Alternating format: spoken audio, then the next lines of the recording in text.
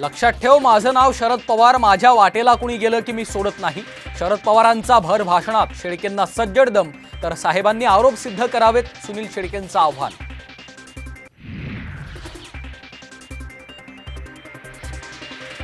शेळकेंशी बोलून वस्तुस्थिती जाणून घेईन. धमकी प्रकरणावर अजितदादांनी जास्त बोलणं टाळलं तर आमदाराला धमक्या द्यायला लागले तर शरद पवारांचा स्तर खाली जाईल, फडणवीसांची प्रतिक्रिया.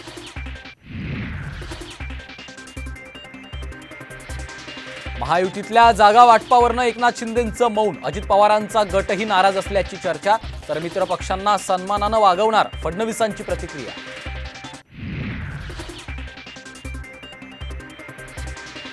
उमेदवारांनी कमळावर निवडणूक लढवल्यास जिंकण्याची शक्यता जास्त, भाजपचा दावा. शिंदे अजितदादा गटाचे नेते कमळावर लढण्याची शक्यता, सूत्रांची माहिती.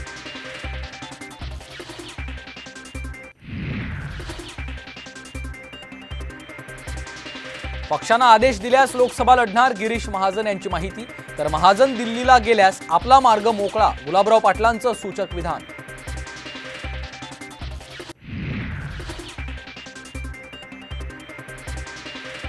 मणिपूर पेटले असताना तिकडे जाण्याची तुमची हिंमत झाली नाही. उद्धव ठाकरेंची लातूरमधल्या सभेतून अमित शहांवर टीका.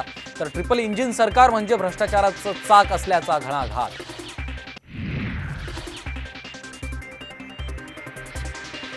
देवेंद्र फडणवीस चोरांचे सरदार, आमचं सरकार आल्यावर त्यांना तुरुंगात टाकू. संजय राऊतांचं लातूरमधल्या सभेतून मोठं विधान.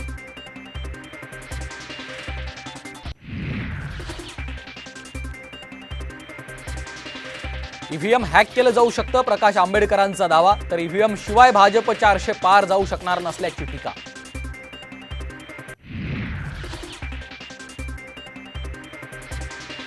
शिवसेना अपात्रता प्रकरणी शिंदे गटाला मोठा धक्का. पुढची सुनावणी 8 एप्रिल रोजी होणार.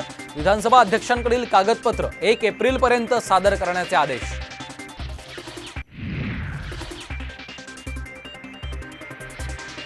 आणि राहुल गांधींची 17 मार्चला शिवाजी पार्कात सभा होणार. भारत जोडो न्याय यात्रेच्या समारोप सभेला राज्य सरकारची परवानगी.